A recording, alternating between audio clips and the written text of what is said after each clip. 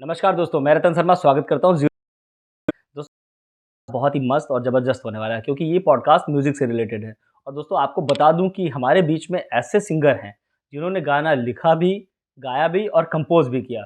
और उन्होंने बहुत साल से ये मेहनत कर कर अपने आप को इस मुकाम पर पहुँचाया है कि इस जगहों पर लखनऊ में उनका एक जाना-माना नाम है। तो आज हम आपको मिलाते हैं प्रशांत साहू जी से, जो बहुत ही फ़ेमस सिंगर हैं और उन्होंने बहुत सारे गानों को अपनी आवाज़ में गाया भी है और लिखा भी है। तो आइए मिलाते हैं आपको प्रशांत साहू जी से। तो स्वागत है प्रशांत भाई आपका हमारे चैनल पर। चेहरा एक से एक मेरे कॉलेज में पढ़ता है, वो तो चली गई सन बर्बाद करके, जाने कहाँ से आई है। गजब के सैंडल, गजब के जीन्स, गजब के कुर्ती सिलाई है। जहाँ पे हम बड़े होंगे बेटर वहाँ बड़े होंगे। तू ही मेरी दुनिया, मेरे लिए क्या करे जब किसी को किसी से प्यार हो जाए। सपनों में आने वाली बाहों में कब आएगी। मुझको उम्र यादों मुश्किल हो गया। सबसे पहले तो नमस्ते प्रणाम जो आपके फॉलोअर्स हैं, सब्सक्राइबर हैं जो हमें देख रहे हैं। और रतन भाई आपको दिल से धन्यवाद, आपने अपने इस शो में मुझे बुलाया, मुझे बहुत ही अच्छा लग रहा है।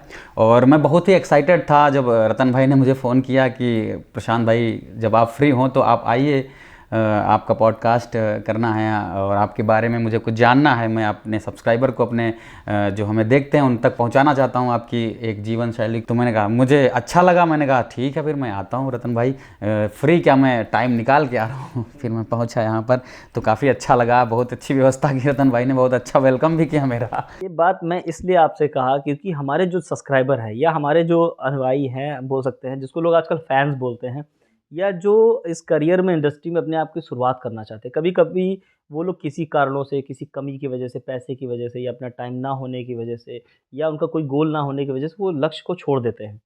मैं चाहता हूँ कि जब हमारे और आपके स्ट्रगल को ये लोग जानेंगे तो कहीं न कहीं उनको मेहनत करने की वो एक उम्मीद मिलेगी। और आपने मेरी नज़र में बहुत ज़्यादा मेहनत करी है क्योंकि मैं आपको पर्सनली भी जानता हूँ और थोड़े बहुत दिनों से नहीं, काफ़ी सालों से जानता हूँ। तो आपके करियर के बारे में, आपकी मेहनत के बारे में हमारे सब्सक्राइबर, हमारे लोग जानकर कहीं न कहीं मोटिवेट होंगे और अपने करियर में वो आगे बढ़ने की कोशिश करेंगे। सर, मेरा लोगों से सबसे पहला प्रश्न यही रहता है कि आपने ये इस इंडस्ट्री में कदम कैसे रखा? आपने कैसे सोचा कि म्यूज़िक ही मेरी लाइफ़ का जो है गोल होगा? मैं म्यूज़िक में ही कुछ करियर बनाऊँगा या मेरे जीवन यापन म्यूज़िक से ही होगा? उस दौर में जब ये इंडस्ट्री इतनी पीछे थी, आज के दौर में तो बहुत सारे ऑप्शन हैं, तो आप उसके बारे में बताइए। रतन जी, जब मैंने इस लाइन में कदम रखा था तब ये यूट्यूब, इंटरनेट नहीं था। जी, ठीक है। मेरा पहला जो एल्बम आया था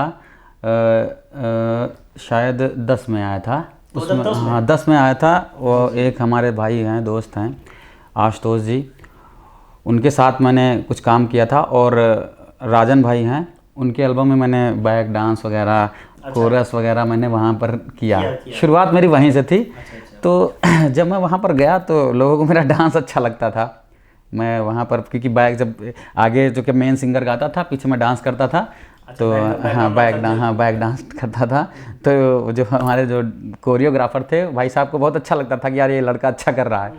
तो मैंने सोचा यार क्या पीछे ही डांस करता रहूँगा क्या मैं। तो मैंने सोचा यार कुछ किया जाए। तो और साथ ही साथ मेरा जो है बचपन से ही मेरी रुचि थी गाने लिखने की। अच्छा। हाँ, तो मैं गाना लिखता था। मैं कभी सिंगर या फिर डांसर नहीं बनना चाहता था, कुछ एक्टर भी नहीं बनना चाहता था, सिर्फ लिखना चाहता था, लेखक बनना चाहता था।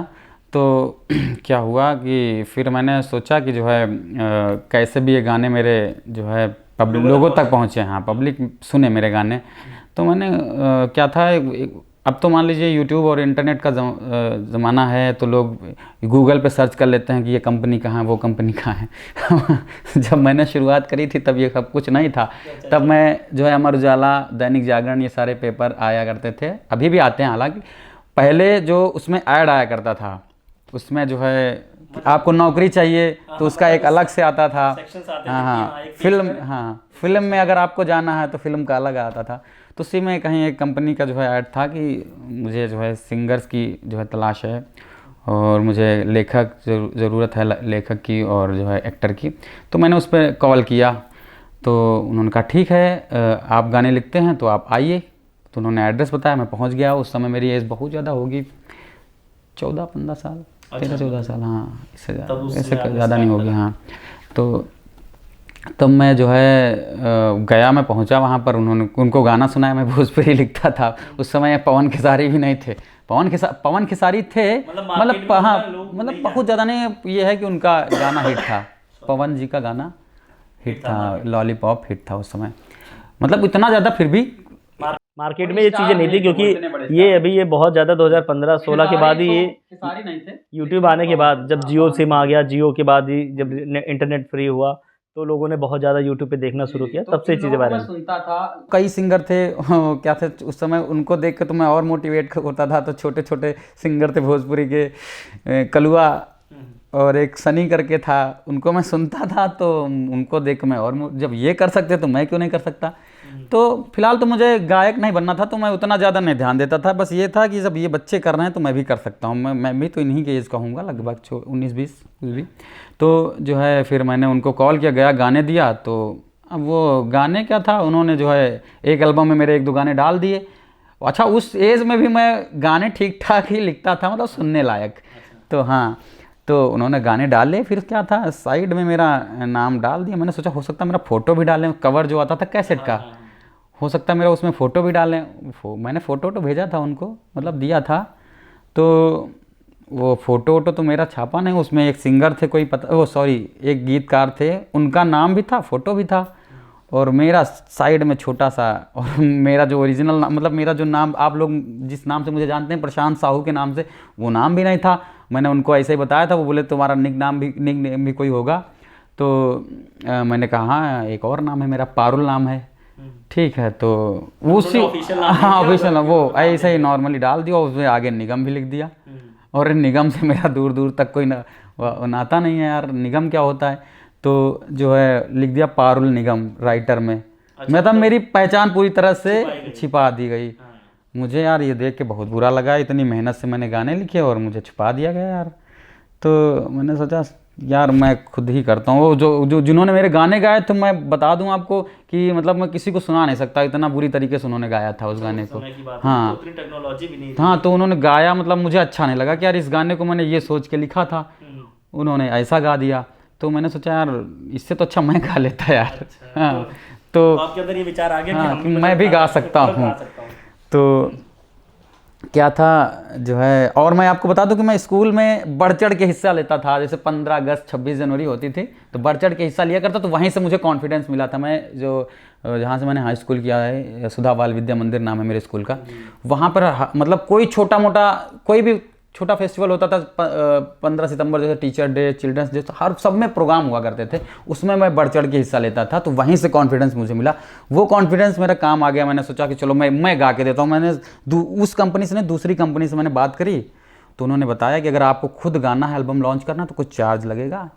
तो बताया उन्होंने कुछ, उस समय क्या था कुछ। तो फिर मैंने अपने घर पे बात किया कि एल्बम लॉन्च करेंगे तो हिट होगा तो पैसा मिलेगा। तो घर वालों को मैंने लालच दिया, तो मम्मी लोगों को लगा कि हो सकता है, कुछ हो सकता है। तो मम्मी ने मेरा सपोर्ट किया उस समय, कुछ पैसे मुझे दिए, और मैंने फिर एल्बम लॉन्च किया।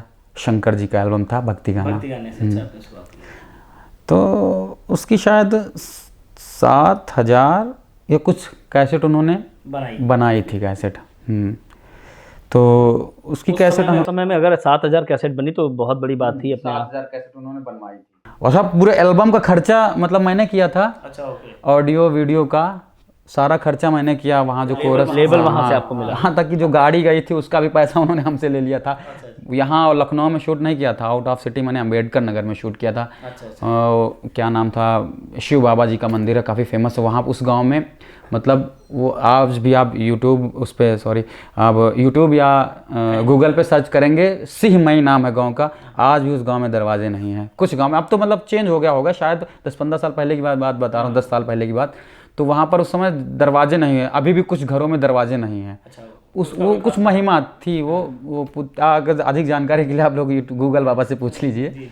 हाँ, तो उस पे सर ने बताया कि यार ये बहुत ही इस समय वायरल चला, मतलब वायरल क्या, मतलब प्रसिद्ध है काफ़ी, वायरल सब तो आज आ गया, उस समय मतलब काफ़ी फेमस थी वो जगह। तो फिर हमने उस पर गाना लिखा, भजन लिखे, तो उन्होंने उसको रिलीज़ किया कैसेट, क्योंकि उनका भी फ़ायदा हो रहा था। 7,000 उन्होंने कैसेट बनवाई थी, क्योंकि उनकी कंपनी का भी प्रचार हो रहा था। मेले में बिकती, दुकानों में बिकती, तो 7,000 कैसेट बिक गई थी मेरी। बेचा था उन्होंने।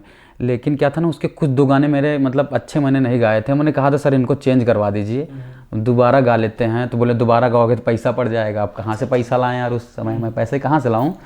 तो वही यही लैंग्वेज थी उनकी, अम्बेडकर नगर के, तो पैसा पड़ जाएगा भैया अगर दोबारा गाओगे। तो हमने कहा तो ठीक है सर यही रिलीज़ कर दीजिए, अब क्या बताएं। हाँ, तो उसको रिलीज़ किया गया। तो अब मतलब बहुत क्या था, बहुत जैसे प्रोफेशनल लोग हैं उनको नहीं सुना पाते थे कि मेरा एल्बम है। 3 गाने मैंने बहुत अच्छे गाए थे, मुझे भी आज भी वो गाने अच्छे लगते हैं। और उन गानों को सर ने यूट्यूब पे नहीं डाला।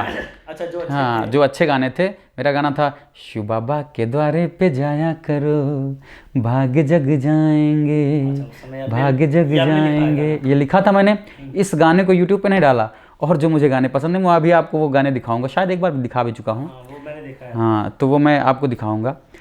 तो वो गाने तब मुझे फिर काम नहीं अच्छा लगा यार, ये क्या बात हुई। और मेरा काफ़ी पैसा लग गया था। अब घर वाले मेरा सपोर्ट भी ना करते यार, उसका तो पहले पैसा लाओ जो लगाए हो। तो आपने फिर उसके बाद जब आपका गाना रिलीज़ हो गया, आपको लोगों ने सुना, आपका कुछ रिस्पॉन्स आया, तो फिर उसके बाद आपने क्या किया? कुछ जब जितने लोगों ने सुना, पूरा एल्बम जिन लोगों ने सुना, उन लोगों ने कहा ना यार तेरी आवाज़ बड़ी अच्छी है यार, मतलब तो इसी में ट्राई करो तुम। अच्छा, मतलब हाँ, गाने में ट्राई करो, और इधर उधर के चक्कर में कहाँ पड़े हो, गाने में ट्राई करो, आगे जाओगे, बहुत आगे जाओगे। तो हमने कहा सही है यार, फिर सब लोग इतना मतलब तारीफ़ कर रहे हैं और जो है मोटिवेट कर रहे हैं, तो मुझे करना चाहिए। तो मैंने फिर कोशिश करी। लेकिन क्या था ना, उस समय मैं स्टूडेंट था तो पैसा था नहीं, और घर वाले भी, मैं क्योंकि मैं हमारे भाइयों को भी पढ़ाना था, और मतलब इतनी बड़ी मेरी जॉइंट फैमिली का मतलब मेरा परिवार काफ़ी बड़ा है। तो मम्मी, मेरे पापा मतलब बचपन में मैं जब 9th में था तभी मेरे जो है पापा एक्सपायर हो गए थे। तो मम्मी बेचारी कहाँ मतलब कर पाती, सिर्फ मुझे ही देखती, और बच्चों को भी तो देखना था उन्हें। तो मैं उनसे भी नहीं कहता था ठीक है जैसा है, जो मतलब माता रानी को मैं बहुत मानता हूँ, शेर वाली माँ को। तो मतलब माता रानी जो करवाएंगी, जो लिखा होगा वही होगा। हाँ, तो उन्हीं के भरोसे सब था। मैं इसमें आपको रोकते हुए कहूँगा कि उस समय की बात है कि लोगों ने कम से कम आपकी तारीफ़ करी।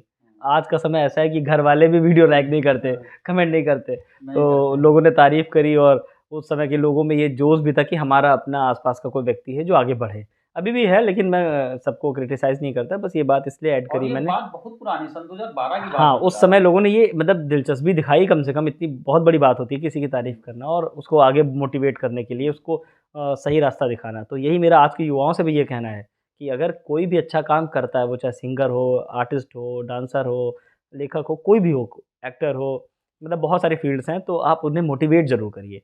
अगर मोटिवेट करेंगे तो उन लोगों को भी आगे बढ़ने का मन करेगा। जैसे प्रशांत भाई ने मेहनत करी और आज वो यहाँ तक पहुँचे हैं। इसी बात में प्रशांत भाई एक बात और पूछना चाहूँगा। आपने ये जब तैयारी की, तो आपकी पढ़ाई भी चल रही होगी। तो आपने कैसे मैनेज किया? पढ़ाई की या नहीं की? क्या कितना किया? कैसे किया? तो कैसे इसमें क्या मतलब आपने मैनेज करा? देखिए, पढ़ाई तो मैंने नहीं छोड़ा, ये मेरा प्लस पॉइंट था जो मुझे आज भी उसका फ़ायदा मिलता है। मैं आपको रतन भाई बता दूं कि मैं सारे पेरेंट्स से मतलब उतना तो मैं ज्ञान वाला नहीं हूँ, मुझे मतलब इतना मैं कोई कथावाचक वैसा कुछ नहीं हूँ जो मैं ज्ञान दूँ यहाँ पर। मैं बस इतना तो मैं अपना अनुभव बता रहा हूँ मैं आपको, कि मैं हर पेरेंट्स से कहना चाहूँगा कि आप 2 रोटी की जगह 1 रोटी खाइए, लेकिन अपने बच्चों को पढ़ाइए ज़रूर। क्योंकि अगर आपका बच्चा पढ़ गया तो उसको 24 घंटे में चाहे एक बार वो पढ़ाई उसको सम्मान दिलाए, लेकिन दिलाएगी ज़रूर।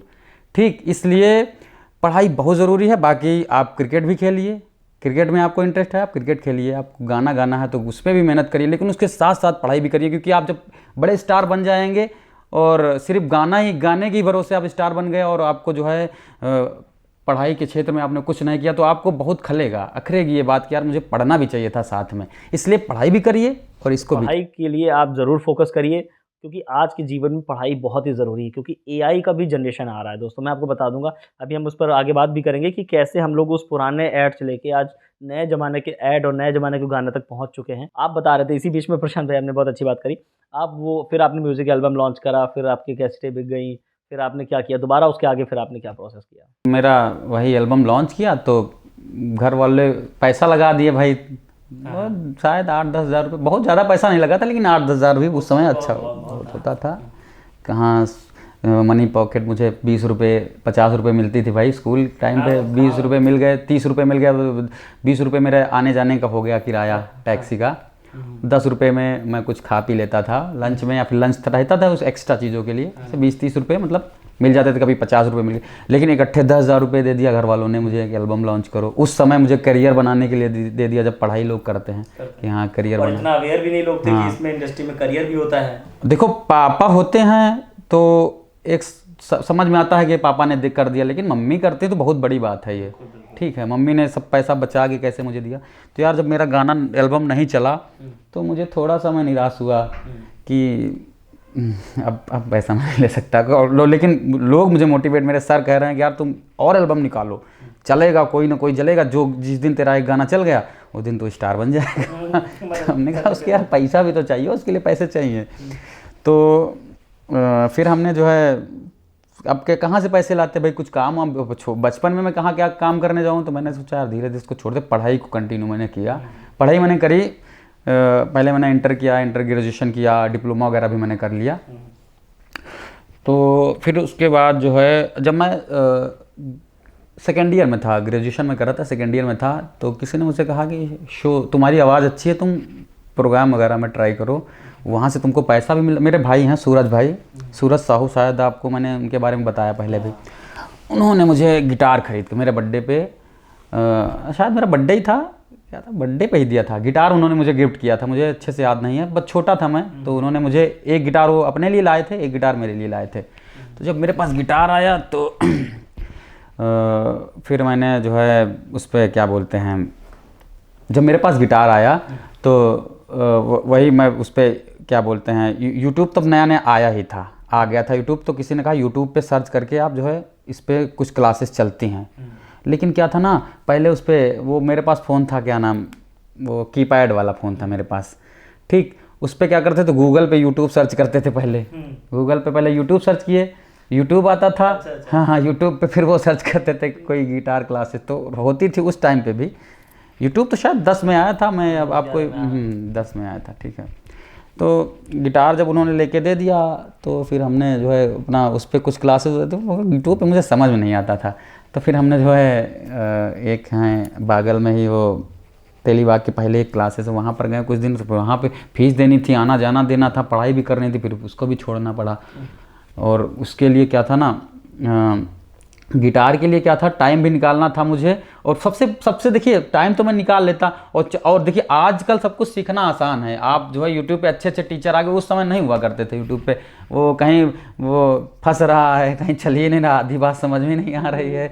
और क्या था, इंटरनेट भी उस समय बहुत सीमित मिलता था ना, नेट जो था हमको, मतलब डेटा वो मतलब डाटा जो था वो बहुत सीमित मिलता था, तो हम लोग रिचार्ज भी नहीं करवा पाते थे। तो आजकल तो फ्री सब चल रहा है। तो क्या था, फिर हम जो है वो भी फिर छोड़ना पड़ा, बस पैसों की वजह से ही। घर, क्योंकि भाई देखो, या तो स्कूल का कर लें, घर वाले कहते थे या तो स्कूल कर लो या तो ये कर लो, तो उसको भी छोड़ना पड़ा। तो फिर हमारे भाई साहब हैं, सूरज भाई ने कहा तुमको अगर पैसे की ज़रूरत, तुम वो क्या नाम स्टेज पे ट्राई करो।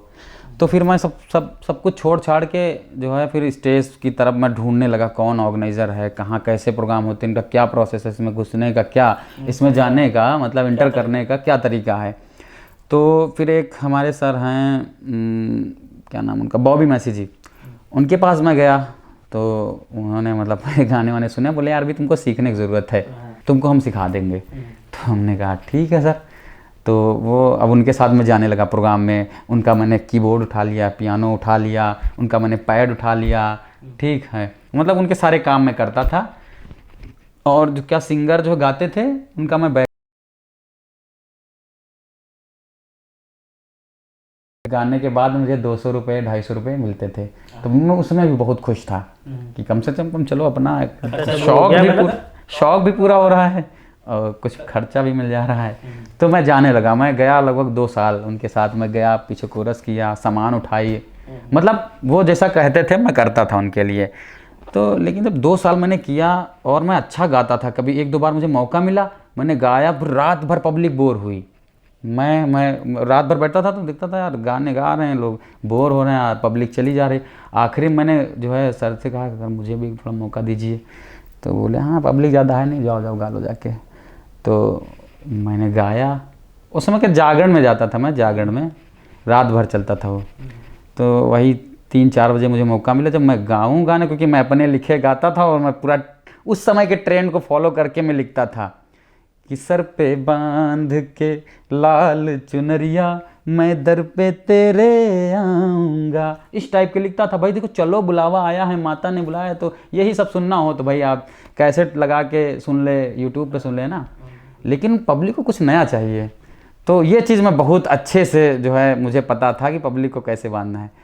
उस समय गाना आया था, दर्द दिलों के कम हो जाते, आया था ना।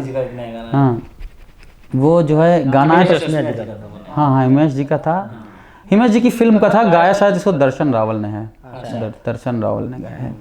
तो ये गाना आया था, इसी पे मैंने गाना लिख रखा था, वो जिस दिन मौका मिलेगा उस दिन गाऊंगा इसको। ठीक क्या लिखा था अभी याद आएगा तो मैं उसको सुनाऊंगा। और एक उसी समय गाना जो है आया था वो, मोहब्बत बरसा देना तू सावन आया, इस पे मैंने माता जी के गाने लिखे थे। और जब मैं ये गाने गाऊँ, भजन गाऊँ मैं, तो लोग बहुत पसंद करें यार, नए गाने पे बंदे ने गा दिया, फिर मुझे 150-200 मतलब इनाम भी मिल जाए, मैं बड़ा मोटिवेट हो जाऊँ, सीना तान के साला रात भर जो है ये बोर किए पब्लिक भागी और मैं गाऊँ तो, और सब म्यूजिशियन भी मतलब खुश हो जाएं कि यार उसको खड़ा करो यार, उसको खड़ा ही नहीं करते हो तुम।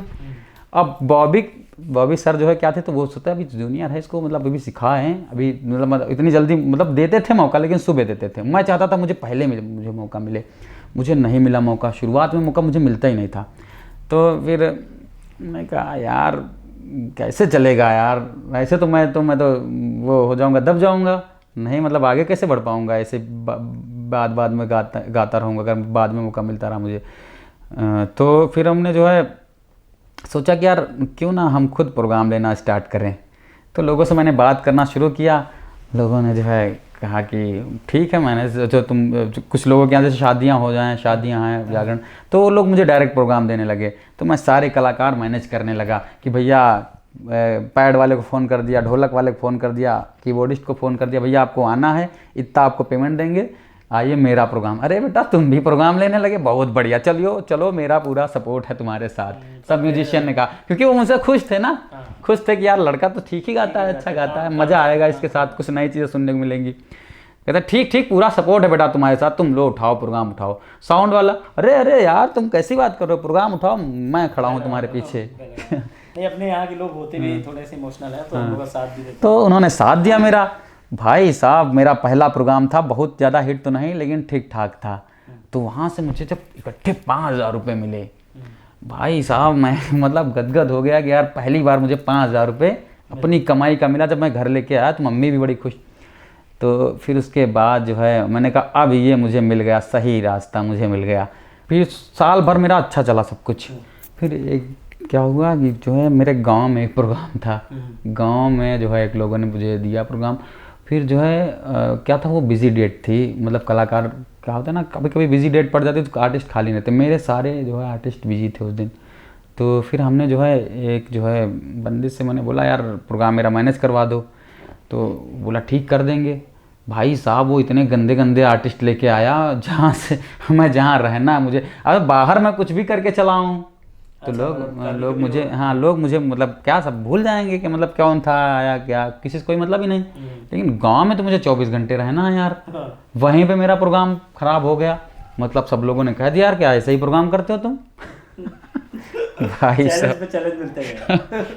साहब हमने सोचा यार गलत रास्ता पकड़ लिए कि अब जिधर जाएं जिस मोहल्ले से निकलें यार, जब जो है नहीं हो पा रहा था तो क्यों ले लिए थे प्रोग्राम तुम, जब तुमसे नहीं मैनेज हो पा रहा था तो क्यों कर लिया था तुमने यार, बेइज्जती करवा दी उसकी तुमने। क्योंकि भाई आर्टिस्ट ना बजा पा रहे थे सही से, ना साउंड सही से चल रहा था। ठीक जो सिंगर थे वो भी उतना मतलब अच्छा नहीं था उनका परफॉर्मेंस, और क्या था, और जब उनको देख के मैं भी डिमोटिवेट हो गया। मैं भी जब स्टेज पे चढ़ा तो मुझसे भी उतना अच्छा परफॉर्मेंस नहीं हो पाया। जब देखो, जब इंसान खुश होता है, हाँ सारी चीज़ें, हाँ कॉन्फिडेंस रहता तो फिर अच्छा परफॉर्म करता है। उस समय क्योंकि बच्चा भी था मैं, और छोटी छोटी बातों से निराश भी हो जाता था मैं, अपसेट भी हो जाता था, तो फिर नहीं हो पाया। मेरा भी परफॉर्मेंस बहुत अच्छा नहीं था, लेकिन कुछ चीज़ें थी कि मैंने डांस वांस करवा दिया था लोगों को, लेकिन इतना अच्छा मेरा जो है परफॉर्मेंस नहीं था। तो मैं वहाँ से मैं थोड़ा सा डिमोटिवेट हो गया कि यार इतनी बेइज्जती हो गई, अच्छा प्रोग्राम नहीं हुआ घर पे ही यार। गांव वालों ने मुझे बहुत कहा, मतलब उस दिन तो कहा ही, उसके 1 महीने तक मुझे कहते रहे, और आज भी मैं कहता हूँ, आज भी कभी कभार वो मुझे मिलता है, वो छेड़ देता है कहीं ना कहीं से बात। तो फिर मैंने सोचा साला छोड़ देंगे सब कुछ। तो फिर आपने मतलब इतनी सब कंडीशंस होती रही, आपने इतना सब तो कुछ देखा, हाँ, तो फिर आपने कैसे यहाँ सुनिए तो मैंने सोचा छोड़ देते हैं। फिर हमने काफ़ी दिन तक प्रोग्राम वोग्राम नहीं लिया, सब कुछ छोड़ दिया। अच्छा, ये भी है। हाँ छोड़ दिया मैंने, सब कुछ छोड़ दिया, मुझे नहीं करना यार ये सब। बहुत एक ही प्रोग्राम से मैं बहुत ज़्यादा डिमोटिवेट हो गया। फिर लेकिन फिर जब मैं क्या जब किसी और कोई और चीज़ करूँ मैं, तो उसमें मेरा मन न लगे, क्योंकि भाई गाना म्यूज़िक मेरी ज़िंदगी बन गई थी। मैंने कहा इसको कैसे छोड़ सकते हैं। ठीक, एक जैसे लोग नशा करते हैं शराब का, सिगरेट का, और बहुत हाँ किसी भी चीज़ का करता, लेकिन मुझे नशा हो गया था म्यूज़िक का, ठीक, गाने का। तो मैं खाना खा रहा हूँ तो भी गाना गा रहा हूँ, कहीं बाइक चला रहा हूँ तो भी गाना गा रहा हूँ। तो मैंने कहा इसको कैसे छोड़ सकते हैं। फिर मैंने कहा यार करेंगे यही। फिर से मैं आया, फिर से मुझे प्रोग्राम मिले, फिर से मैंने स्टार्ट कर दिया। हाँ फिर शुरू कर दिया, फिर काम चल गई, मेरी दुकान चल गई। तो अभी तक मुझे आपकी नॉलेज में कितने प्रोग्राम मैं करता हूँ, तो वो चला, वहाँ से मेरा शुरू हुआ। फिर फिर 16 में जो है हमारे आशु भाई हैं, उनसे मुलाकात हुई। तो वो जो है काफ़ी पहले मेरी उनसे मुलाकात हुई थी, लेकिन बाद में बीच में क्या, तो पैसे वैसे की डिमांड ज़्यादा था, पैसे को ज़्यादा वो भी तो देते थे। तो अब देख, बाकी हालांकि दिल के बहुत अच्छे हैं आशु भाई, बहुत अच्छे, आज भी मुझे बहुत मानते हैं। तो मुलाकात है हाँ, तो वो जो है पैसे वैसे के लिए उन्होंने कहा कि यार एल्बम लॉन्च करो, ऐसे कैसे काम चलेगा। तो हमने कहा ठीक। फिर बोले जहाँ मैं 7 गाने में उतना पैसा मैं 7 गानों में लगाया था मैंने, वो एक गाने में उतना पैसा खर्चा होता था उस समय, मतलब एक गाने होने लगा था, फिर क्योंकि यूट्यूब और ये सब आ गया था, 16-17 की बात बता रहा हूँ ना, जियो वो आ गया था उस समय, फ्री देने लगा था, तो बहुत चल गया था सब कुछ। हाँ, तो फिर हमने जो है मेरा एक एल्बम, उन्होंने अपने एक गाने में पैसा वैसा मुझसे नहीं लिया। हमने बताया भैया मेरी ऐसी ऐसी कंडीशन है, पैसा नहीं है, ठीक है। हालांकि मेरे पास पैसा था उस समय, लेकिन और सब चीज़ों में, क्योंकि मैं क्या था, मम्मी, मैंने बताया पहले अपने घर की परिस्थिति, मैंने सिचुएशन बता ही दी आपको, कि मम्मी से पैसा मैं नहीं लेता था, मैं अपनी पढ़ाई वगैरह कर रहा था खुद ही। तो आप शो भी करने लगे थे। तो अपने वो सारी चीज़ें भी देखनी थी मुझे, तो क्योंकि भाई प्रोग्राम कोई कंटिन्यू तो होते नहीं थे। तो हमने जो है क्या बोलते हैं, फिर कैसे भी थोड़ा बहुत पैसा अरेंज किया मैंने। हमने कहा एक एल्बम तो करेंगे भैया आपके साथ, पैसा मैं अरेंज कर रहा हूँ। तो उनको मैंने गाना वाना सुनाया था, उनको भी मेरी आवाज़ अच्छी लगी थी आशु भाई को। तो उनका कोई एल्बम था, उसका वीडियो शूट हो गया था पहले ही, अनवर बेग जी ने किया था, उसको शूट हो गया था, बहुत अच्छा शूट, आज भी वो वेब कंपनी से रिलीज़ है। वो बोले कि प्रशांत ये गाना तुम गाओ, और पैसा वैसा भी मुझसे नहीं लिया उन्होंने, गवा दिया मुझसे गाना। वो गाना रिलीज हुआ वेब कंपनी से, उससे मतलब मेरा थोड़ा सा क्या तो रोला बन गया, थोड़ा सा भौकाल बन गया मेरा कि गायक है बंदा ये। तो मतलब कहीं स्टेज गायक, क्योंकि एल्बम मेरा बहुत पहले रिलीज हुआ था, मैंने बताया था, उसके बाद कोई एल्बम नहीं आया, मैं सिर्फ स्टेज वगैरह उस गाने पे फोकस कर रहा था। उसने गाया था एक चेहरा, तो उसको फिर मैंने सोचा जाएगा, वो गाना यूट्यूब पे भी नहीं था, कहीं नहीं था। तो फिर हमने जो है उसको लिखा, अपने हिसाब से वो गाना लिखा, क्योंकि लिखने की तो कला थोड़ी बहुत थी मेरे अंदर। तो मैंने जो है गाने को लिखा और रिलीज़ किया। इतना प्यार मिला, मैं आपको बता दूं, जिस दिन मेरा गाना रिलीज़ हुआ था यूट्यूब पे, उस समय मेरा पहले ही दिन 10,000 व्यू गए थे उस गाने। मैंने भी सुना वो गाने, उस गाने की तारीफ भी बहुत हुई है। 10,000 व्यू जब गए तो भाई साहब मैं इतना खुश हुआ, मैंने कहा 10,000 लोगों ने देख लिया एक दिन में, 24 घंटे में 10,000 देखा। फिर उसके बाद वो रुक गया, 11-12 हज़ार रुपये, 13 हज़ार रुपये, मतलब ऐसे 100, 200, 300 लोग रोज देख रहे थे उसे। 12-13 हज़ार पे वो गाना जब रुक गया मेरा, 15 हज़ार तक गया था। तो जब गाना वो रुका मेरा, तो जितने लोगों ने सुना सब ने फ़ोन किया, क्योंकि मैं नंबर डाल दिया था मैंने डिस्क्रिप्शन में उसमें। तो सब फ़ोन कर रहे हैं, दूर दूर चंडीगढ़ से फ़ोन आ रहा, बिहार से फ़ोन आ रहा, कहाँ से फ़ोन आ रहा, भैया आप कहाँ रहते हैं, बहुत अच्छा आपने गाया है यार, आपने पुरानी याद दिला दी, ये गाना मैं बचपन में सुनता था, इसको आपने बहुत ही अच्छी तरीके से उसको तोड़ मरोड़ के अलग तरीके से अपने अंदाज में गाया, बहुत अच्छा गाया। बस थोड़ा सा वीडियो, क्योंकि बजट था नहीं, तो वीडियो में थोड़ा सा आपको मेहनत करनी चाहिए थी। तो वो मैं सुनता भी था, जो मेरी कमी बताते थे, लेकिन ऑडियो आपका बहुत अच्छा है। तो वो मेरा जब गाना चल गया मार्केट में 15,000 16,000 15,000 उस समय बहुत व्यू होते थे 15। तो जब इतना चला तो मैं 15,000 पे जब रुक गया, मैंने कहा यार इसको, या फिर मैंने आंसू से बात करी, आंसू भाई से, मैंने कहा यार भैया ये गाना रुक गया है, इसको बताइए कैसे और लोगों तक पहुँचाया जाए। तो उन्होंने कहा इसको वेब कंपनी से रिलीज़ करो।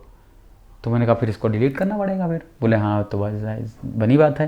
तो फिर उसके बाद हमने कहा ठीक, इसको डिलीट करिए, वेब से रिलीज़ करते हैं। वेब से रिलीज़ हुआ तो उसके भी मतलब शायद 2-3 दिन में 60,000 व्यू थे। उस पर भी वो उतना गाना चल नहीं पाया, लेकिन मैं बता रहा हूँ उसको अगर 100 लोगों ने सुना है, 100 लोगों में से 95 लोग उसको अच्छा ही करते थे उस समय। पूरा ये मतलब आप गाने के बारे में इतना बता रहे हैं तो हमारे दर्शक हैं जो उसको सुनना भी चाहेंगे। तो वो गाना कुछ ऐसे था चेहरा एक से एक मेरे कॉलेज में पढ़ता है, चेहरा एक से एक मेरे कॉलेज में पढ़ता है, एक चेहरा जिसको देख कर मेरा दिल धड़कता है, एक चेहरा जिसको देख कर मेरा दिल धड़कता है। आजकल किताबें मेरे मन को नहीं भाती, कॉलेज सोना लगता है जब वो नहीं आती, शुरू कर दिया हमने बंठन करके कॉलेज जाना, अरे मुश्किल हो जाता है यारो कॉलेज से घर आना। तो ऐसे ये गाना है, इसको आप लोग यूट्यूब पे सुन सकते हैं पूरा। बिल्कुल बहुत ही अच्छा है, खूबसूरत। तो ये जब गाना मेरा भाई चला ये गाना, तो मुझे वहाँ से मोटिवेशन मिला कि हाँ मैं अच्छा गा रहा हूँ, मतलब मुझे लगा कि मैं अब गा सकता हूँ और अच्छा एल्बम में भी अच्छा गा सकता हूँ। तब फिर उसके बाद भोजपुरी गाने भी मैंने ट्राई किए। अब भोजपुरी में क्या था कि आप अगर गंदा नहीं गाओगे तो कोई सुनेगा नहीं। मतलब वो लोग, उनकी पब्लिक वैसी था ना, मेरे रिश्तेदार, मेरे दोस्त, मेरे मेरे साथ क्लासमेट थे, मेरे सर लोग बोले सब क्या गंदगी गा रहे हो तुम, अच्छे गाने गाओ। फिर एक नया मोड़ आ गया। 4-5 गाने गाए। मेरा डिज्नी में, मैं गांव में, मतलब मेरे घर के ही बगल में, गांव के बगल में एक वाटर पार्क है, वहीं पे शूट किया था। वो हर सीजन में मेरा गाना बजता था, स्विमिंग पूल के पानी में, ऐसे करके गाना था मेरा, स्विमिंग पूल के पानी में। तो वो गाना बहुत बजता था, बहुत हिट हो गया था मेरा गाना। यूट्यूब पे मेरे उस पर भी 25-30 हज़ार व्यू थे, मतलब लोग सुनते थे उसे।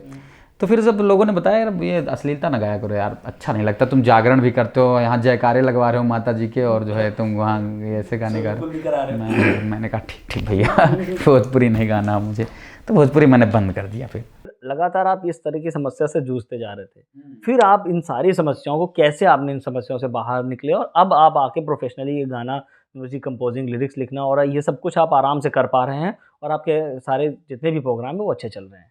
तो फिर हमने सोचा यार पैसा जहाँ से आ रहा पहले उस पर ध्यान देते हैं। पैसा जहाँ से आ रहा, पैसा मेरा स्टेज से आ रहा था, तो स्टेज मैंने कहा इसको कंटिन्यू रखते हैं। जब मैंने भोजपुरी जब छोड़ा तो किसी ने कहा कि थोड़ा सा क्लासिकल सीख लो अगर तुमको लाइफ टाइम म्यूज़िक में रहना है। तो मैं गया सीखने, हमारे भैया हैं धनंजय भैया, उनके पास मैं गया, उन्होंने सिखाया।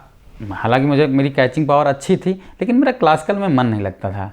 वही दिन मतलब 2-2 घंटे मतलब वही रियाज करो, पता नहीं क्यों, मतलब मैं गाने पे भरोसा रखता था, रियाज पे नहीं। लेकिन रियाज बहुत ज़रूरी है गाने के लिए, ये आप समझ लीजिए। मैं यहाँ पर रियाज के साथ मैं नहीं रहा हूँ, लेकिन आपको रियाज करना, अगर आपको गायक बनना है अच्छा, तो रियाज में मेरा मन नहीं लगता था, मैं सिर्फ गाना गाना चाहता था बस। तो लेकिन मैंने सोचा यार सीख लेते हैं थोड़ा। मैं गया वहाँ, मेरा मन नहीं लगा, महीने 2 महीने में सीखा। तो फिर उसके बाद जब मैं वहाँ से चला आया तो फिर जो है घर आ गया वापस। मैं गया तो वहीं पर रहने लगा था उनके साथ। हाँ, 2 महीने में रहा वहाँ, 2-3 महीने रहा मैं वहाँ। उन्होंने सिखाया, वही वो मैं आपको बता दूँ, वही 3 महीने की जो मैंने सीखा था वही मेरे आज भी काम आता है, आज भी काम आता है मेरे वो सीखा हुआ। सीखना बहुत ज़रूरी है, बहुत। मैं यहाँ पर आपको बोलूँगा कि ये पॉडकास्ट लोग बहुत मज़ेदार सुनने वाले हैं, क्योंकि हम लोग एकदम जर्नल बातें कर रहे हैं, एकदम घर की तरह कि हमारा कैसे लाइफ में आगे निकला। हमारे बहुत बड़े क्वेश्चन आंसर नहीं है, लेकिन बातें बहुत बड़ी होने वाली हैं। मतलब आप इससे बहुत बड़ी सीख लेने वाले हैं। तो क्लासिकल पे भाई सीखना, मैं जैसा बता, सीखने के साथ तो मैं हूँ भाई। सीखना आपको, अगर आप सीखते रहेंगे तो आप बढ़ते रहेंगे। इसमें एक है वो इंग्लिश डायलॉग है, जितना आप लर्न करेंगे उतना आप अर्न करेंगे। तो अगर आप अपनी लर्निंग बढ़ा देते हैं तो आपकी अर्निंग अपने आप बढ़ जाएगी। तो दोस्तों ये ज़रूर याद रखें। बहुत बहुत अच्छी बात आपने कही। हाँ, जब मैं वहाँ से लौट के आया, फिर घर पे आया, तो फिर मैंने जो है गाने एक दो लिखे, सोचा एल्बम रिलीज़ किया जाए। मेरी गायकी 3 महीने में अच्छी हो गई थी। तो वो जल्दी उठ जाया करते थे। अब हम सो रहे हैं अपना 6 बजे तक, 6-7 बजे तक सो रहे हैं। अब वो हमको रहे, प्रशांत उठो रियाज़ करो, प्रशांत उठो रियाज़ करो। तो मैंने, अरे गुरु जी 10 मिनट और सो लेते हैं, आधे घंटे। वो क्या, मेरा पैर पकड़ के ऐसे खींच लेते थे, कहते उठो रियाज़ करो। तो ज़बरदस्ती करवाते थे रियाज़ हमारा। तो हमने 2-3 महीने किया, अच्छा, वही मेरा काम आ रहा आज। गुरु जब हमें ABCD सीखने के लिए ज़रूरी है, क्या हम लोगों ने ABCD घर में सीख ली? नहीं। जब ABCD सीखने के लिए हमें गुरु की ज़रूरत पड़ी, तो हमें अपने लक्ष्य तक पहुँचने के लिए कितने बड़े गुरु की ज़रूरत पड़ेगी, आप सोच लीजिए। जब हम एक ABCD अपने हाथ नहीं सीख सकते और लिख सकते, तो हम अपने जीवन के लक्ष्य तक कैसे पहुँच पाएँगे? इसलिए हमें गुरु की ज़रूरत ज़रूर है। ये कह सकते थे कि जो मतलब ज़बरदस्ती कहते थे करना है तुमको। मैंने बताया शाम को सुनेंगे तुमको, शाम को मैं तुमसे ये सुनूंगा। तो भाई डर के मारे मैं करता था भाई, किया मैंने वो, मतलब अच्छे से सीखा। तो फिर उसके बाद मेरा मन ना लगे इसमें सीखने में। क्लासिकल में, लाइट में मेरा मन लगता था, लाइट सिंगिंग में, लेकिन क्लासिकल में मन ना लगे मेरा।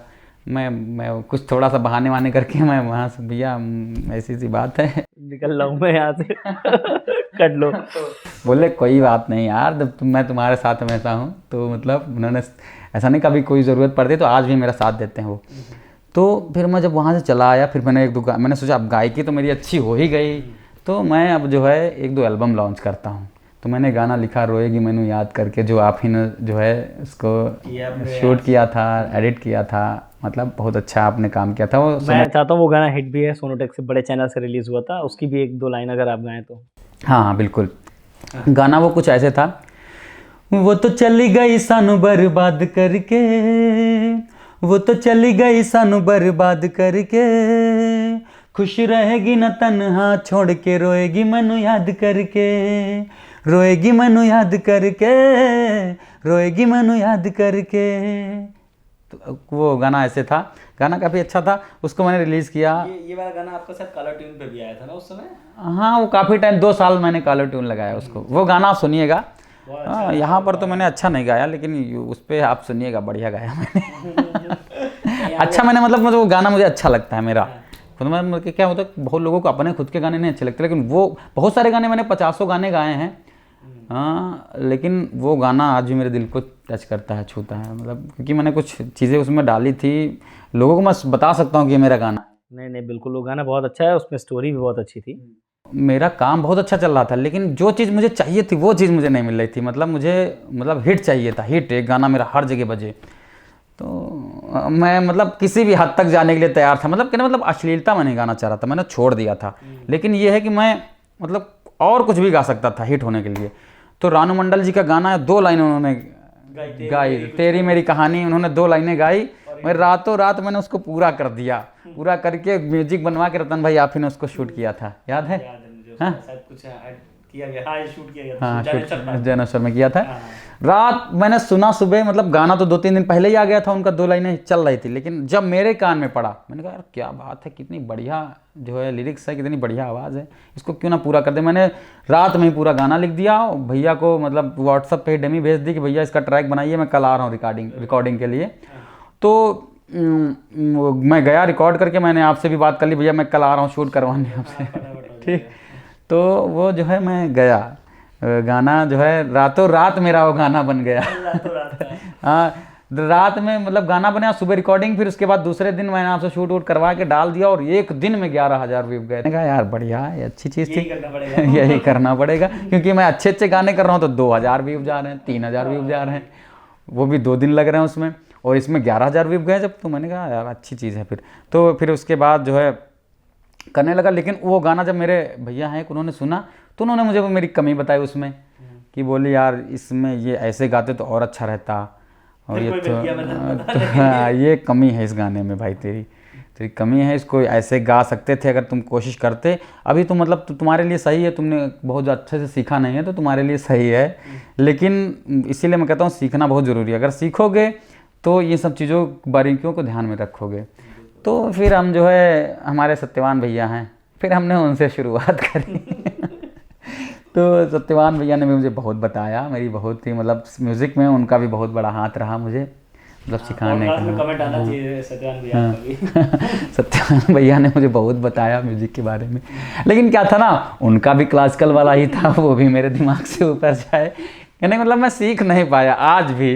मतलब देखो मैं सीख रहा हूँ, जैसे आप हैं भैया, आप जो है कुछ बताते हैं मैं उससे सीखता हूँ, आप एक्टिंग करते हैं मैं आपसे सीखता हूँ, ठीक है। तो मैं हर प्रोग्राम में जाता हूँ, कोई गायक आता है, कोई सिंगर आता है, मैं उससे सीखता हूँ, ऐसे मैं सीखता हूँ। मतलब क्या होता है दोस्त, मैं इसमें एक बात एक ऐड करूंगा, बहुत लोग होते प्रैक्टिकली सीख पाते हैं, बहुत सारे लोग जैसे थ्योरी नहीं पकड़ पाते हैं। मेरी जैसे कुछ क्लास में देखिए, मैं केमिस्ट्री में बहुत अच्छा हूँ, मेरी फिजिक्स बहुत अच्छी थी, मैथ नहीं अच्छी थी, इंग्लिश अच्छी नहीं रही। तो क्या होता है, कुछ प्रैक्टिकली हम लोग चीज़ों से सीख पाते थे। तो प्रैक्टिकली सीखने में क्या होता है, हम लोग कहते हैं ना, हम लोग कहावत से सीख लेंगे, हम किताबें नहीं पढ़ पाएंगे।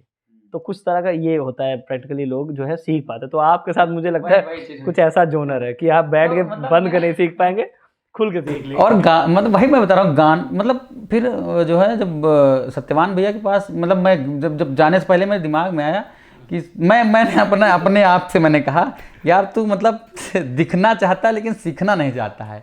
हाँ ठीक है ना, मतलब अगर सीखोगे नहीं तो दिखोगे कैसे, तो सीखना ज़रूरी है। तो फिर मैं गया उनके पास सीखने के लिए, तो सीखा, उन्होंने बहुत कुछ सीखा। कहीं कहीं मैं सिंगरों को, मैं बहुत सिंगर, बड़े बड़े सिंगर आते हैं उनको मैं पीछे कर देता हूँ, उन्हीं भैया लोगों की वजह से। हाँ वो मतलब फ्लॉप हो जाते हैं वहाँ पर, वो सिंगर फ्लॉप हो जाते हैं, मैं हिट हो जाता हूँ। ऐसा मेरे साथ होता है। मैं अपनी वो कोई तारीफ नहीं कर रहा हूँ, मतलब एक अनुभव बता रहा हूँ कि ऐसा होता है। अगर आप सीखोगे तो आपके साथ, क्योंकि भाई सीखना बेकार नहीं जाता, ज्ञान कभी भी बेकार नहीं जाता, वो कहीं ना कहीं किसी ना किसी रूप में काम आता है। वो इसका एपीजे अब्दुल कलाम जी का एक थॉट है, एफर्ट नेवर डिजाइन, कभी भी कोई भी प्रयास जो है हमारा व्यर्थ नहीं जाता। तो ये बात है, ज्ञान कभी व्यर्थ नहीं होता। ज्ञान, इसलिए आपको ज्ञान कहीं से भी मिला, वो कहीं ना कहीं पूरी ज़िंदगी में, पूरी लाइफ में कहीं ना कहीं उसको आप इस्तेमाल कर ही लेंगे, वो काम आ जाएगा आपके। तो इसलिए जो मैंने सीखा वो आज भी काम मेरे आता है। तो फिर क्या था, क्लासिकल में क्या था, फिर मेरा मन ना लगे, तो मैंने सोचा लाइट ही गाते हैं। फैन रहा हूँ कुमार शानू जी का, उनका इंटरव्यू मैंने देखा, तो उनसे मतलब जो रिपोर्टर थी, जो उनका इंटरव्यू ले रही थी, उन्होंने पूछा कि रियाज़ कितना ज़रूरी होता है एक सिंगर के लिए, एक प्लेबैक सिंगर के लिए। तो शानूदा ने कहा कि देखिए जो प्लेबैक सिंगर होते हैं उनके लिए अगर वो अच्छे से आधे घंटे रियाज कर रहे हैं तो बहुत है उनके लिए, ठीक। और देखो क्या होता है ना, जैसे कि आप मतलब मेलोडी गा रहे हैं, आप गाने गा रहे हैं, तो आपके लिए आधे घंटे 1 घंटे बहुत है रियाज। आप 2-3 घंटे मत करिए। अगर आप 2-3 घंटे आप रियाज करते हैं, 4 घंटे करते हैं, यहाँ तक तो मैंने सुना है कि 8-8, 10-10 घंटे लोग भी रियाज करते हैं, लेकिन ये उनके लिए अच्छा होता है। मैं देखिए, मैं यहाँ पर उनको गलत नहीं कर रहा हूँ जो 2-2, 3-3 घंटे रियाज करते हैं। मतलब ये जो मतलब होता है रियाज ज़्यादा देर, जैसे कोई मतलब सूफी गाता है, कव्वाली गाते हैं, हाँ, उनको ये काम आता है, ये 4-4, 5-5 घंटे का रियाज, हाँ उनके काम आता है। लेकिन जो मेलोडी गा रहा है, आधा 1 घंटा बहुत है। आधा 1 घंटा रियाज करिए, बढ़िया आपकी आवाज़ बड़ा मतलब मस्त रहेगी, अच्छी रहेगी। मतलब कहने का मतलब आपको प्रॉब्लम नहीं होगी गाने में, मतलब जो आपके शब्द फंसते हैं, जो आपके वो आधे 1 घंटे का रियाज आप पर डे कर रहे हैं। आधे घंटे सुबह कर लीजिए खरज का रियाज सुबह आप कर लीजिए आधा घंटा, जितना आपसे हो पाए। मतलब कहने का मतलब आधा घंटा 45 मिनट, अगर आप 1 घंटा भी ले जा रहे हैं तो अच्छी बात है, लेकिन आधा घंटा मतलब मैं कह कम से कम आधा घंटा आप कर लीजिए। आधा घंटा सुबह कर लीजिए और आधा घंटा ही शाम को कर लीजिए। आधा घंटा आप मतलब ऊपर से मन सब तक का कर लीजिए, तार का कर लीजिए, जहाँ तक आपकी आवाज़ जाती हो। बाकी आप जो है खरज का रियाज सुबह करेंगे तो आपकी आवाज़ में बेस आएगी और आपकी मतलब एक आवाज़ मतलब मधुर होगी आवाज़, मतलब सुनने में मतलब अखरेगी नहीं, अच्छी लगेगी आवाज़, आपको खुद को अच्छी लगेगी आवाज़। देखिए रियाज ये भी ज़रूरी है कि आप किसी अच्छे गुरु से सीखते भी रहें। ये नहीं रियाज ही नहीं कि आप घर पे सिर्फ रियाज कर रहे हो, भाई तब तो आप वहीं तक रहेंगे ना, आगे कैसे बढ़ पाएंगे। इसलिए आपको रियाज के साथ साथ किसी अच्छे गुरु के पास भी जाना चाहिए, उससे सीखना चाहिए कि मुझे आगे और क्या करना चाहिए। तो ये सारी चीज़ें आप सीखिए भी और रियाज़ भी करते रहिए। इससे आपका गला हमेशा मेंटेन रहेगा, आप अच्छा गा पाएंगे। कितना भी कठिन गाना होगा, कितना भी टफ सॉन्ग होगा, आप उसे सरलता से गा सकते हैं अच्छे से। बिल्कुल, रियाज़ ज़रूरी है, हर किसी चीज़ के लिए रियाज़ ज़रूरी है दोस्तों। मैं यहाँ पर आपसे पूछना चाहूँगा कि आप किस्मत को मानते हैं या फिर मेहनत को? प्रशांत भाई, आपने बताया सारी बातें, सारी घटनाओं के हिसाब से मुझे लगता है कि आपकी ज़िंदगी में बहुत सारे उतार-चढ़ाव रहे हैं, बहुत सारी जगहों पे आपको एकदम डिमोटिवेट, बहुत जगह पे आपने किसी चीज़ को छोड़ दिया है, तो आप क्या है, मेहनत को मानते हैं या फिर किस्मत को मानते देखिए, मैं दोनों को मानता हूँ, किस्मत और मेहनत दोनों का होना ज़रूरी है। बहुत लोग क्या करते हैं कि मेहनत करते रहते हैं, बहुत लोग तो मतलब गलत जगह भी मेहनत करते हैं, गलत जगह मेहनत कर, जैसे क्या होता है कि हमको जो है सिंगर बनना है, जो है सिंगर बनना हमको बॉलीवुड का, तो हम भोजपुरी में ट्राई कर रहे हैं, तो भोजपुरी से आप अचानक उस पर थोड़े ना पहुंच जाएंगे आपको। हाँ, आप जो है अगर बॉलीवुड का सिंगर बनना है तो आप बॉलीवुड गाइए। इसलिए देखिए, मेहनत ज़रूरी है, साथ में किस्मत भी ज़रूरी है। और सबसे ज़रूरी बात यह है कि हमारी जो लाइन है, फिल्म लाइन, इसमें किस्मत का होना बहुत ज़रूरी है, नहीं तो मेहनत लाखों लोग कर रहे हैं। ठीक, आप मुंबई निकल जाइए, वहाँ पर मैं गया हूँ, महीने भर लगभग रहा हूँ मैं मुंबई में। मैंने देखा, जब मैं वहाँ, मुझे भी थोड़ा एक्टिंग का कीड़ा था एक टाइम पे। मेरी फिल्म भी आई, एक फिल्म तो आपने शायद शूट करी है मेरी, हाँ, एक फिल्म आपने मेरी शूट करी है, शॉर्ट फिल्म थी, चाइल्ड लाइन पे मैंने बनाई थी। भूख नाम से है वो फिल्म, अभी भी यूट्यूब पे मिल जाएगी आपको। एक भूल है, वो अनवर बेग सर ने शूट करी थी, वो स्टूडेंट लाइफ पे है। तो एक्टिंग का भी कीड़ा मेरे अंदर था, तो मैं मुंबई भी गया था। जब मैं वहाँ पर पहुँचा यार, दुबला पतला शरीर लेकर तो मैंने देखा यार, भाई साहब एक से एक जिम वाले बंदे लाइन में लगे हुए हैं, उनका कुछ नहीं हो रहा, तो मेरा क्या होगा। लेकिन भाई फिर मैं नवाजुद्दीन सिद्दीकी को देखता था, राजपाल यादव को देखता था, ऐसे तमाम एक्टर उनको देखता था, यहाँ अपने विनोद भाई को देखता हूँ तो मतलब फिर वहाँ से फिर मोटिवेशन मिल जाए, साला जब ये बन सकते तो मैं क्यों नहीं। तो क्या होता, यहीं से पता चलता है ना कि मेहनत और किस्मत। अब देखिए विनोद की किस्मत देखिए, है ना, किस्मत पता ही नहीं चला ठीक, और उसके साथ साथ उसकी मेहनत भी तो देखिए। ठीक है, मेहनत भी उसने बहुत करी है। अब किस्मत ऐसी है कि उसके सामने बहुत बहुत फीके हैं, आज बहुत अच्छे अच्छे एक्टर फीके हैं। पूरी अभी जो अभी लास्ट वो आया है, उसका सीज़न आया है इसका पंचायत का, उसमें पूरे उसमें विनोद ही छाया रहा। इतने बड़े बड़ी हस्ती थी उसमें, प्रधान जी थे, मतलब इतने अभिजीत जी थे, हाँ, मतलब तो सब लोग मतलब विनोद के सामने फीके थे। सोचो, तो ये है किस्मत, है ना। बिल्कुल, हाँ, मेहनत तो सबने करी है, लेकिन उसकी किस्मत है, उसकी चल गई, उसकी बातें। भाई डायलॉग तो एक वो क्या बोलते हैं, जो राइटर ने डायलॉग तो सबके लिए लिखे हैं, उसके क्यों चले, उसने अच्छे तरीके से बोले और उसकी किस्मत काम कर गई, चल गया वो। चमकने की लाइन है ना, सितारों की, जैसे बोला जाता है, तो किस्मत इसलिए ज़रूरी है। चमकने के लिए किस्मत की ज़रूरत होती है, और मेहनत करने के लिए, और मेहनत से हम आगे उस चीज़ को बढ़ा सकते हैं।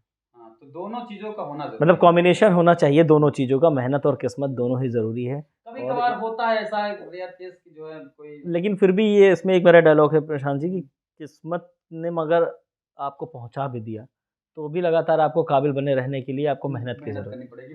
जैसे अगर आपने लगातार नहीं मेहनत करी तो आप उस किस्मत के साथ नीचे आ जाएँगे। बिल्कुल, आप जैसे कि आप अब रानू मंडल जी को ही देख लीजिए, उनकी किस्मत ने उनको कहाँ पहुँचा दिया, बॉलीवुड में पहुँचा दिया।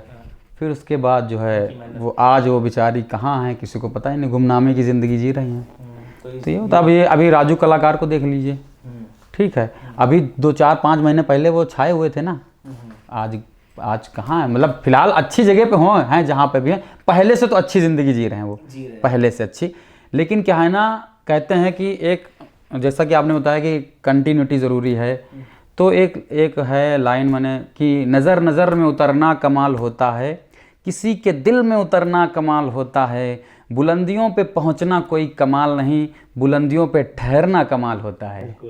बने रहना कमाल होता है। हाँ, तो वहाँ पर बने रहना ये बहुत बड़ी बात है। इसमें अमिताभ बच्चन जी की भी लाइन है कि सफल होना आसान है, लेकिन सफलता बनाए रखना बहुत कठिन है। हाँ, ये बिल्कुल है, क्योंकि ये मेहनत से ही आती है। नई-नई चीज़ें आपको सीखनी पड़ती हैं, नई-नई चीज़ें अपडेट करनी पड़ती हैं, ताकि आप उस चीज़ को समझकर आगे बने रहें। तो यहाँ पर आपने यहाँ पर बातें करी, मेहनत की बात करी। आपकी ज़िंदगी में आपने जब बताया कि मम्मी ने पैसा दिया, तो पैसे के पीछे आपने सोच स्टार्ट करे, तो पैसा आपकी ज़िंदगी में मैटर कितना कर गया कि आप उस अपने करियर पे मैंने क्योंकि बहुत लोगों से सुना है कि पैसा यार कम भी मिलेगा लेकिन मैं अपने काम को बेहतर करूँगा, मैं अपने काम के पीछे भागूँगा। लेकिन आपने बताया कि हमें जहाँ पे पैसा खींच रहा था या पैसा हमें मिल रहा तो मैं उस पर फ़ोकस करने लगा। तो उसमें आपके पैसा जो है ये वर्ड कि बोले मनी पैसे हाँ, कि कितना ज़रूरी है आपके लिए?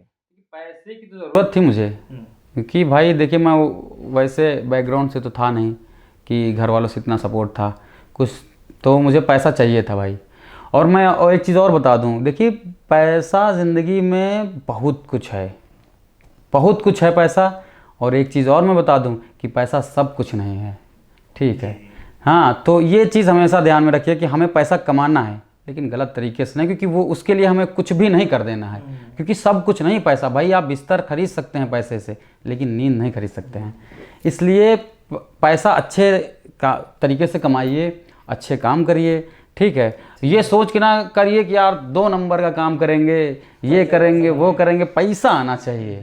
तो भाई पैसे से सब कुछ नहीं मिलता भाई, ठीक। और पैसे से बहुत कुछ मिल जाता है मतलब ऐसी चीज़ है ना वो क्वेश्चन मार्क है बहुत कुछ, लेकिन सब कुछ नहीं है, ये हमेशा याद रखिएगा। मतलब ये कह सकते हैं जैसे आपने बताया कि बिस्तर खरीद सकते हैं, नींद नहीं। वैसे ही बहुत लोग कहते हैं कि पैसा है तो आप बहुत अच्छी जगह इलाज करा सकते हैं, पैसा है तो आप बहुत अच्छी जगह पहुंच सकते हैं। बात तो सही है, लेकिन पैसा होने के बाद भी कभी ना कभी डॉक्टर ये ज़रूर कह देता है कि अब आपकी जीवन भगवान के हाथ है। तो प्रशांत भाई अभी आपके जो इस समय रिसेंट प्रोजेक्ट चल रहे हैं उनके बारे में आप बताइए कि कौन-कौन से आपने अभी काम किए हैं और कौन से आपके मार्केट में काम चल रहे हैं? रतन भाई अभी मेरे गाने तो काफ़ी आए हैं, 4-5 गाने मैंने रिलीज़ किए हैं इधर। तो मैंने अभी थोड़ा सा चेंज भी किया है, मतलब पहले मैं हिंदी गाता था, तो अभी मैं जो है अवधी गाने, क्योंकि इधर अवधी गाने काफ़ी चल रहे हैं। और अवधी हमारी एक हिसाब से कहा जाए, वैसे तो हमारी मातृभाषा हिंदी है, लेकिन हम लोग जो बचपन से बोलते चले आ रहे हैं अवधी। जितने लोग मुझे सुनेंगे इस पॉडकास्ट के माध्यम से, उसमें से शायद 80% लोग अवधी बोलते होंगे और समझते होंगे, है ना, ठीक है। तो अवधी में मुझे मेरे दोस्तों ने राय दिया कि यार अवधी गाने बहुत चल रहे हैं तो कुछ ट्राई करो। आप कुछ न कुछ ट्राई करते रहते हैं, कभी भोजपुरी ट्राई। अब इस बार अवधी आपने अवधी में आपने क्या गाया फिर? अवधी अभी एक आप ही के प्रोडक्शन के लिए मैं कर रहा हूँ, आ रहा है। तो जब भाई मैं आपको ये भी बता दूं कि मेरे जब गाने रतन भाई ने सुने तो रतन भाई ने कहा एक गाना मेरे लिए भी गाओ। तो मैंने कहा तो बिल्कुल जो है लिखेंगे, और मैं लिख भी रहा हूँ भाई के लिए। फिर उसके बाद भाई ने कहा कि प्रोडक्शन के लिए गाइए, तो मैंने लिखा, भाई को पसंद भी आया। पहला गाना मेरा अवधी 0 फिल्म प्रोडक्शन से जल्दी से आएगा आप सभी के बीच, उस पर काम चल रहा है। वो गाना आएगा, बहुत ही प्यारा गाना। आप उन लोगों के सामने प्रेजेंट भी कर सकते हैं। अच्छा, वो गाना कुछ ऐसा है ये तो है शुरुआत, अब आगे की तैयारी है, जलने वाले जलत रहेंगे, जलवा अपना जारी है। मैं दिल से हूँ राजा, ना ईगो रखूँ पास, ऐसा नाम बनाऊंगा मैं, रच दूंगा इतिहास। एक दिन ये जमाना इस बंदे पर नाश करेगा, एक दिन ये ज़माना इस बंदे पर नाश करेगा, करेगा करेगा। वो सारे विरोधी पीछे होंगे, राजा राज करेगा, ये राजा राज करेगा। ऐसे बहुत बढ़िया, बहुत अच्छा सॉन्ग गाया प्रशांत भाई। मैं आपको बता दूं कि दोस्तों ये लैंग्वेज है और गाने का मीनिंगफुल, जो हम लोगों ने इस सॉन्ग को बहुत मीनिंगफुल बनाया है कि सारे विरोधी यानी जितने हमारे दुश्मन हैं, जितने हमारे जो हमें नेगेटिव बोलते हैं या हमें नीचा दिखाना चाहते हैं, उन सब पीछे होंगे। और जो व्यक्ति है, जो हार्ड वर्क कर रहा है, जो मेहनत कर रहा है, वो आगे होगा, वो राजा राज करेगा। यानी वो मेहनत करने वाला व्यक्ति राजा राज करेगा। तो ये टाइटल बहुत अच्छा है दोस्तों, जल्दी ही रिलीज़ होने वाला है। इसका ऑडियो रिलीज़ हो गया, राजा राज करेगा, और वीडियो बहुत ही जल्दी रिलीज़ होने वाला है आप लोगों के बीच में। इसके साथ साथ जैसा कि आपने बताया कि बहुत अच्छे शब्दों का प्रयोग किया गया, और जो पिछले गाने मेरे जो अवधि और भी हैं 4-5, वो भी, उनमें भी कोई अश्लीलता किसी को ऐसा नहीं कि सुनने लायक नहीं, आप बढ़िया सुन सकते हैं फैमिली के साथ में। ऐसे गाने मेरे डिफेंडर वर्सेस स्प्लेंडर, भाई ने उसको मतलब काफी अच्छा डिफेंडर, हाँ ये भी बहुत हिट गाना रहा, डिफेंडर वर्सेस स्प्लेंडर। ये इसकी भी एक लाइन में चाहूँगा प्रशांत भाई। इसको जो है ये अवधी भाषा में है, आप लोग जो है सुनिएगा, इसको एंजॉय करिएगा। मेरा मतलब यूट्यूब पे सुनिएगा, उस पर अभी मैं तो 2 लाइन सुनाता हूँ। हो गजब के सैंडल, गजब के जीन्स, गजब के कुर्ती सिलाई है, लागे कतई हीरोइन जैसी, न जाने कहाँ से आई है। हे गजब के सैंडल, गजब के जीन्स, गजब के कुर्ती सिलाई है, लागे कतई हीरोइन जैसी, न जाने कहाँ से आई है। कैसे करी प्रपोज, हाय कैसे करी प्रपोज, डर लागे हमका अंदर से, ओ मेरी जान चले डिफेंडर से और हम चली स्प्लेंडर से, मेरी जान चले डिफेंडर से और हम चली स्प्लेंडर से। ये भी आप गाना सुनिएगा। और प्रशांत भाई, अब हम जब बात कर रहे हैं म्यूज़िक इंडस्ट्री के बारे में, अवधी सॉन्ग के बारे में, हिंदी, भोजपुरी, किसी अलग-अलग लैंग्वेजेज़ के बारे में, फ़िलहाल अब भोजपुरी भी कहीं न कहीं अच्छी तरफ बढ़ रही है। मैं अगर देखूँ, क्योंकि भोजपुरी मेरा कहीं दूर-दूर तक नाता ना रहा है और शायद आगे ना रहे, मगर कहीं न कहीं मैं भोजपुरी से कुछ वजह से जुड़ गया। आपको बताऊँ कि पहले भोजपुरी फ़िल्मों में 1 ही 2 कहानियाँ होती थी।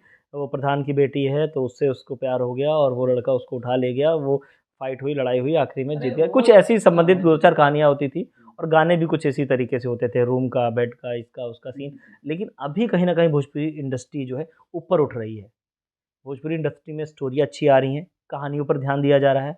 Artist, actor, makeup and everything production, as a मैं प्रोडक्शन बताऊँ तो सही तरीके से और बहुत अच्छा काम कर रही है भोजपुरी इंडस्ट्री। तो बहुत सारी बातें हम लोगों ने की, उनके करियर के बारे में जाना, उनकी फैमिली लाइफ़ के बारे में जाना। तो फैमिली लाइफ़ से मुझे याद आया, अब आते हैं प्रशांत भाई की शादी की बात करते हैं। पूछते हैं उनसे कि कब वो शादी करने वाले हैं? ये क्वेश्चन तो बहुत लोगों का होता है, जहाँ भी मैं जाता हूँ मेरे रिलेटिव, मेरे यार दोस्त तभी परेशान करते हैं। मैं यहाँ तक मैं शादियों में जाना मैंने बंद कर दिया कि वहाँ पर भी लोग कहीं ना कहीं से मतलब घुमा फिरा के मेरी शादी पे बात आ ही जाती है। मेरे घर पे भी शादी वैसे मेरी फिक्स है, शादी मेरी जिनसे मेरी होनी है वो जब से मेरी लाइफ में आई हैं, मैं स्टेप बाय स्टेप बढ़ता ही गया हूँ और मैंने बहुत कुछ अचीव किया है उनके आने के बाद।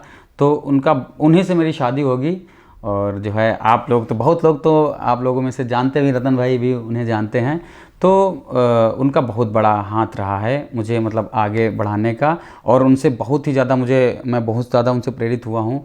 बहुत कुछ मैंने सीखा भी है उनसे, ठीक है, आगे बढ़ने का मुझे बहुत ही मतलब उन्होंने हमेशा मोटिवेट किया है। तो इसी वजह से मुझे किसी प्रकार की कोई टेंशन नहीं रहती है। मैं कभी मैं डिप्रेस होता हूँ तो वो समझ जाती है इसको कोई प्रॉब्लम है, तो वो हमेशा से उसने मेरा साथ दिया है। तो बस मैं ऊपर वाले का हमेशा दिल से थैंक यू बोलता हूँ उनको कि मतलब इतनी अच्छी पार्टनर मुझे दी है। तो मैं मतलब अपनी लाइफ से बहुत खुश हूँ, खासकर उनके आने के बाद। यह बहुत अच्छी बात है। प्रशांत भाई, आपकी लाइफ में उनका साथ हमेशा बना रहे और वो जल्दी से आपकी लाइफ में भी आ जाए और आपकी फैमिली को सँभालें, आपको सँभालें और आगे आपके कामों को सँभालें। साथ ही साथ अब मैं आपको इस पॉडकास्ट के अंत में पूछना चाहता हूँ कि जो आपके फ्यूचर प्लान हैं, जैसे कि आपके कुछ नए गाने आने वाले होंगे, कुछ नया प्रोजेक्ट आने वाला है, उसमें आप क्या नया करने वाले हैं? देखिए गाने तो अभी मुझे कंटिन्यू करने हैं, जैसे मैं गाने कर रहा हूँ। देखिए मैंने शुरुआत करी थी भक्ति गानों से, उसमें काफ़ी लोग मुझे पसंद भी करते हैं। जागरण में मुझे बुलाते हैं, बहुत बड़ी बड़ी भजन संध्या होती हैं, वहाँ पर मुझे बुलाया जाता है, लोग मुझे पसंद करते हैं। कीर्तन होते हैं, संकीर्तन खाटू श्याम जी के और माता जी के जागरण होते हैं, वहाँ बुलाया जाता है बहुत। तो मैं भक्ति गाने और जो अवधी गाने, हिंदी गाने, मैं हर तरीके गाने गाता रहूँगा। और माता जी जब चाहेंगी तो कोई गाना ऐसे ही जो है, और पूरे अभी मेरा मतलब यूपी में बज रहा है, लखनऊ में बज रहा है गाना, पूरा इंडिया सुनेगा एक दिन। रुका जा बाबू, देखा जाए पूरा इंडिया। तो एक गाना मेरा था जो मेरे बहुत दिल के करीब है, ठीक है, उस गाने से मुझे बहुत उम्मीद थी कि ये गाना मेरा चलेगा। कौन सा है वो गाना? उसको वीडियो यहीं पे इसी जगह पे उसका शूट किया गया था कि ये गाना मेरा चल सकता है, लेकिन वो गाना चला था, बहुत अच्छा नहीं कह सकते, लेकिन चल गया, चला था। वो मैं 2 लाइनें आपको सुनाता हूँ, सुनिएगा। वो गाना कुछ ऐसे था, मुझको समझ ना सकी वो शायद मेरी ही कमी थी, मुझको थी वो सबसे प्यारी, मेरे लिए लाज़मी थी, कह भी ना पाया मैं उसको, कह भी ना पाया मैं उसको, कि वो मेरी जिंदगी थी, मुझको समझ ना सकी वो शायद मेरी ही कमी थी। बहुत अच्छा सॉन्ग है, समझ ना पाई लेकिन समझ जाएगी बहुत जल्दी। बहुत अच्छा गाना था दोस्तों, ये गाना आप लोग सुनिएगा, ये भी बहुत अच्छा और बहुत बहुत प्यारा गाना लिखा है। इसी के साथ हम अपने अंत की तरफ बढ़ते हैं और अंत में जैसा कि मेरा हर किसी से कुछ ना कुछ सवाल ज़रूर रहता है कि जो हमारे नए युवा आ रहे हैं या जो नए, उनके लिए क्या सीख रहेगी? क्योंकि देखिए दोस्तों, सीख जो है हर किसी के पास कुछ ना कुछ अच्छी ज़रूर होती है जो वो दूसरों को देता है।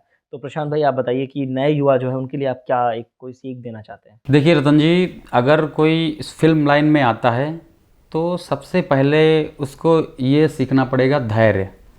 धैर्य को मतलब जो है पेशेंस बना के आए, क्योंकि इसमें सक्सेस एक दिन में नहीं मिलेगी, ना ही एक महीने में मिलेगी, ना ही एक साल में, हो सकता है 10 साल में भी ना मिले, लेकिन सक्सेस एक दिन ज़रूर मिलेगी अगर आप लगातार यहाँ लगे रहेंगे। और दूसरी बात यह है कि आप जब इस लाइन में आइए तो आप सीख के आइए, ऐसे ना ही चले आइए कि उसको देखा कि वो हीरो है, वो सिंगर है, वो राइटर है, क्या है जो भी है, उसको देख के आप भी चले आ रहे हैं। भाई आप उसके बारे में पहले पढ़िए, क्या है उसका खोजबीन करिए, सर्च करिए, उसके बारे में सीखिए, कोई अच्छे गुरु से, किसी अच्छे इंस्टीट्यूट से, किसी अच्छी एकेडमी से सीखिए, फिर उसके बाद इस लाइन में आइए, फिर अपना हाथ आजमाइए और आगे बढ़िए। बहुत अच्छी बात कही, सीख कर आइए और जिस चीज़ में आप आगे बढ़ना चाहते हैं उसी पे फोकस करिए। अगर आप सिंगर बनना चाहते हैं तो सिंगर की तैयारी करिए, अगर आप एक्टर बनना चाहते हैं तो आप एक्टर की तैयारी करिए। हर चीज़ पे नहीं। हाँ, आप फील्ड में हैं, काम करते रहिए, लेकिन फोकस एक सक्सेस मिलने के बाद आप कर सकते हैं। जैसे आप सिंगर बन गए तो आप किसी एल्बम में एक्टिंग भी कर लीजिए, कोई ऐसा वैसा, लेकिन आप जो है आप बहुत उस लेवल पे पहुंचने के बाद ये ना है कि आप जो है अभी स्ट्रगल कर रहे हैं सिंगर बनने के लिए और आप एक्टिंग में भी ट्राई कर रहे हैं। हालांकि मैंने किया है, लेकिन जो गलतियां मैंने की, और देखो अनुभव से ही सीखता है। जैसे जो हम लोगों ने गलती करी हैं वो आप लोग ना करें, ठीक है। इस वजह से मैं तो यही कहना चाहूँगा कि जो आप बनना चाहते हैं उसी पे आप मेहनत करिए और सीखिए बस। बातों में हर बात होनी चाहिए, जिसमें कोई बात हो वो बात होनी चाहिए। तो ऐसे व्यक्ति बनिए कि आप में कोई बात हो और लोग आपकी बात करें। तो इसी के साथ हम इस शो का समापन यहीं पर करते हैं दोस्तों, कि आप जो कुछ भी बनना चाहते हैं, जो कुछ भी करना चाहते हैं, उसकी तैयारी कर कर ही फील्ड में उतरिए। तो इसी के साथ प्रशांत भाई, आपका बहुत बहुत धन्यवाद करते हैं कि आप हमारे शो में आए और आपने अपना कीमती टाइम दिया। तो प्रोडक्शन की तरफ से आपको बहुत बहुत धन्यवाद। थैंक यू रतन जी, आपने जो है मुझे बुलाया, मुझे बहुत अच्छा लगा और पुरानी यादें आज ताज़ा हो गई।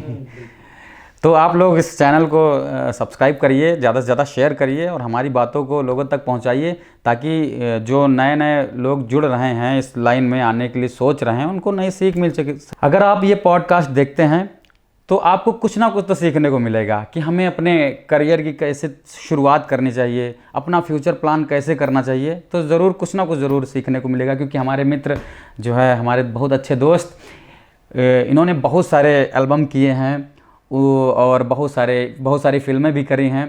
तो सर की भी बातें आप लोग सुनिएगा और चैनल को सब्सक्राइब,